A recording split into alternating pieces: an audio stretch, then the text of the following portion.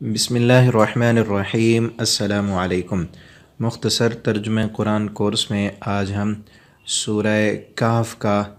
چھٹا اور ساتواں رکوع، دو رکوع اکٹھے پڑھیں گے چونکہ یہ دو رکوع جو ہے نا وہ چھوٹے ہیں۔ اور پہلے رکوع میں اللہ رب العالمین نے جو ہے وہ دنیا کی مثال دی ہے، دنیا کی زندگی کی مثال کہ یہ کیسے ہے، اور اس کے بعد جو ہے اللہ تعالیٰ نے اس صورت کا جو اصل مرکزی مضمون ہے اس کو بھی دہرایا ہے، اور پھر قیامت کے دن کا تھوڑا سا نقشہ کھینچا ہے۔ اور جو اس کے بعد ساتواں رکوع ہے اس میں اللہ تعالیٰ نے آدم علیہ السلام اور ابلیس کا تھوڑا سا واقعہ بیان کیا ہے۔ تو اہم ترین بات ہے اس میں اللہ رب العالمین نے انسان کی جو زندگی ہے اس کی مثال دی ہے۔ توجہ کے ساتھ سنیں۔ اعوذ باللہ من الشیطان الرجیم وَضْرِبْ، اور آپ بیان کریں۔ ضرب یضرب کا معنی مارنا ہوتا ہے، اور کبھی اس کا معنی بیان کرنا بھی ہوتا ہے، جیسے پچھلے سبق میں تھا کہ وَضْرِبْ لَهُمْ، آپ بیان کریں ان کے لیے مَثَلَ الرَّجُلَيْن، دو بندوں کی مثال۔ تو پچھلے سبق میں دو بھائیوں کی مثال تھی، اس میں بھی ہمارے لیے بہت سبق آموز واقعہ تھا، اور اس میں بھی اللہ تعالیٰ فرماتے ہیں آپ بیان کریں ان کے لیے مثلاً مثال الحیات الدنیا، دنیا کی زندگی کی، کمائن، کا جیسا کہ مائن پانی ہو، دنیا کی زندگی کی مثال اس پانی کی طرح ہے، انزلنا ہو کہ نازل کیا ہم نے اس پانی کو، من السماء آسمان سے، فاختلط، پس خلط ملت ہو گئی، مل جل گئی، بھی اس کے ساتھ، اس پانی کے ساتھ مل گئی،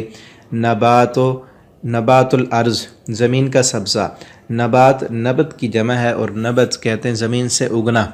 کوئی بھی چیز زمین سے اگے، فَأَنبَتْنَا بِهِ نباتا، اللہ فرماتے ہیں ہم نے زمین سے اگائی نباتات، اردو میں بھی ہم بولتے ہیں نباتات، کہ زمین کی نباتات جتنے بھی پھل ہیں، پودے ہیں، درخت ہیں، جتنی بھی چیزیں زمین سے اگتی ہیں اس پانی کے ساتھ۔ تو انسانی زندگی کی مثال بھی اسی طرح ہے، زمین سے سبزہ اگا تو کیا ہو گیا، فَأَصْبَحَ، اگنے کے بعد پھر وہ ہو گیا حشیمن، سوکھا ہوا چورا۔ اصل میں حشیم جو ہے وہ کہتے ہیں سوکھی یا نرم چیز کو توڑنا، کہ جب وہ سوکھ جاتا ہے تو پھر وہ ٹوٹتا ہے، سوکھ کر ٹوٹ گیا اور کوڑا بن گیا۔ تَذْرُهُ، اڑاتی ہے اس کو، الرِّيَاحُ، ہوائیں، کہ جب وہ سوکھ کر کوڑا بن جاتا ہے وہ زمین کا سبزہ تو ہوائیں اس کو اڑا کر لے جاتی ہیں۔ وَكَانَ اللَّهُ، اور ہے اللہ تعالیٰ، عَلَى كُلِّ شَيْءٍ، ہر چیز پر، مقتدرہ، قدرت رکھنے والا، قادر بھی قدرت رکھنے والے کہتے ہیں، اور مقتدرہ، مکمل ہر چیز پر۔ یہ جو پیچھے پورا واقعہ بیان ہوا نا، آسمان سے پانی برسانے پر بھی اللہ تعالیٰ قادر ہیں، اور زمین سے سبزہ اگانے پر بھی اللہ تعالیٰ قادر ہیں، اس کو اگا کر اس کو پوری بھرپور جوانی دینے پر، پھر اسے ختم کرنے کا یہ جو پورا سرکل ہے اس پر اللہ رب العالمین قادر ہیں۔ اور پھر ذرا آپ توجہ کریں تو دیکھیں کہ اس کی انسانی زندگی کے ساتھ مثال کیسے ہے۔ بالکل انسانی زندگی کی مثال بھی ایسے ہی ہے، جیسے آسمان سے پانی برستا ہے نا تو زمین کا سبزہ اسی پانی سے ہی ہے، تو انسانی زندگی بھی بعین ہی اسی طرح آسمان کی طرف سے روح اللہ تعالیٰ پھونکتے ہیں تو انسان کی زندگی وجود میں آتی ہے۔ تو سبزے کا وجود پانی سے، اور انسان کا وجود اللہ کی طرف سے روح سے۔ قُلِ الرُّوحُ مِنْ أَمْرِ رَبِّي، پچھلی صورت میں اللہ تعالیٰ نے فرمایا کہ روح اللہ کے حکم سے ہے۔ اور یہاں بھی پہلے میں نے بتایا تھا کہ انہوں نے ایک سوال ان کا یہ تھا کہ آپ یہ بتائیں کہ روح کیا ہے، تو وہ پچھلی صورت میں جواب آ گیا۔ یہاں اللہ نے اشارہ کیا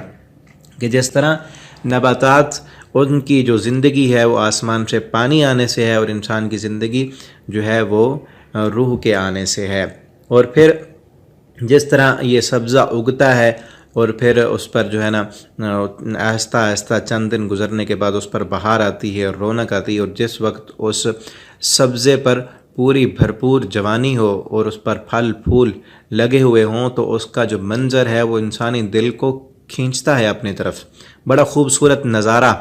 جو ہے نا کھیت پیش کر رہا ہوتا ہے، لیکن وہ نظارہ، وہ خوبصورتی ہمیشہ نہیں رہتی، چند ہی دنوں کے بعد وہ آہستہ آہستہ ڈھلنا شروع ہو جاتا ہے اور پھر وہ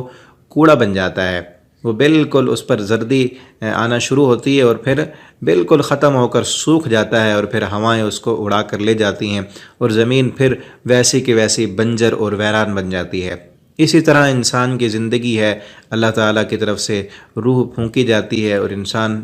پیدا ہوتا ہے، پھر آہستہ آہستہ بڑھتے بڑھتے بڑھتے اس پر بھرپور جوانی آتی ہے، سارے اختیارات اسے مل جاتے ہیں، جو چاہتا ہے وہ کرتا ہے، لیکن وہ جوانی بعین ہی اسی طرح اس زمین کے سبزے کی طرح ہمیشہ نہیں رہتی۔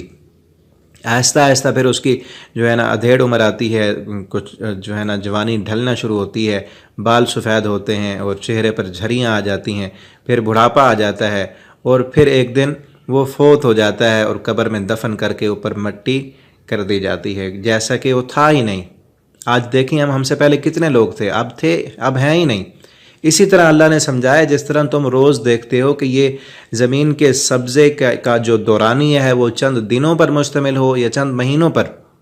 کئی ایسے پودے ہیں جو چند مہینوں میں ختم ہو جاتے ہیں، کچھ تھوڑا زیادہ رہتے ہیں، لیکن ہماری آنکھوں کے سامنے ہی ایسے ہوتا ہے۔ کئی کھیتیاں ہم دیکھ چکے کہ ان کا اگنا بھی ہم نے دیکھا، ان کا بڑا ہونا بھی دیکھا، ان کی جوانی بھی دیکھی، پھر ان کا سوکھ جانا اور کوڑا بن جانا بھی ہم نے دیکھا۔ تو اسی طرح انسان کی زندگی کی مثال ہے کہ جب انسان فوت ہو جائے گا اور چلا جائے گا قبر میں، پھر اسے کوئی یاد کرنے والا بھی نہیں ہوگا۔ کتنے ہم سے پہلے ایسے تھے جن کو جوانیاں ملیں، دولتیں ملیں، حکومتیں ملیں، وہ اپنے آپ کو یہ سمجھتے تھے کہ ہم نہ رہے تو یہ دنیا بھی نہیں رہے گی۔ اللہ تعالیٰ نے ان سب کو اس دنیا سے گزار دیا، دنیا اب بھی جاری ہے، ہم بھی چلے جائیں گے، دنیا پھر بھی چلتی رہے گی۔ اور آگے پھر فرمایا المال والبنون، مال اور بیٹے،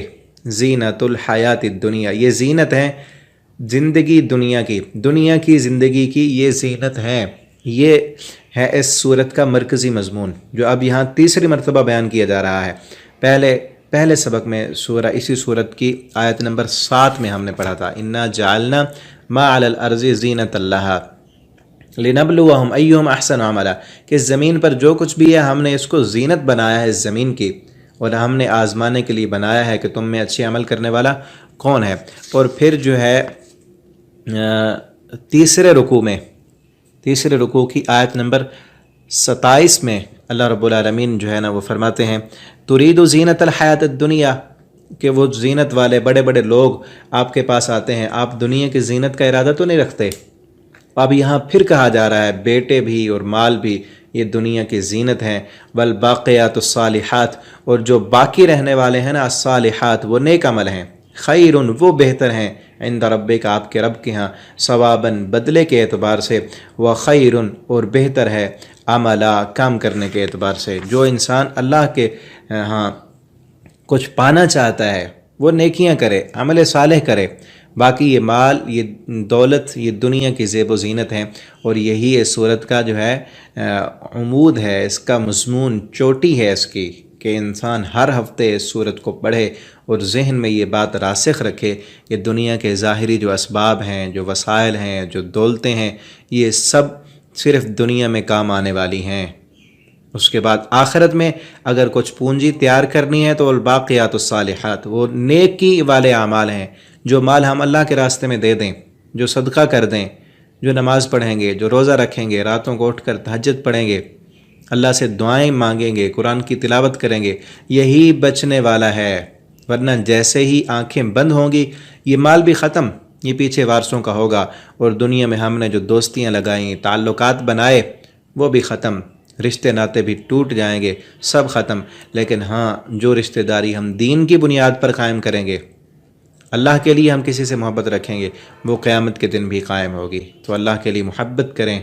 دینداروں سے، اور اللہ کے قرآن سے دوستی لگائیں۔ یہ قرآن بھی قبر میں ہمارے ساتھ ہوگا، ہمارا سفارشی ہوگا، اور آخرت میں بھی اللہ رب العالمین کے ہاں ہمارا سفارشی ہوگا۔ باقیات الصالحات، باقی رہنے والی یہ نیکیاں ہیں، اور انہی پر جو ہے انسان کو کوشش کرنی چاہیے۔ آخر دعوانا الحمدللہ رب العالمین۔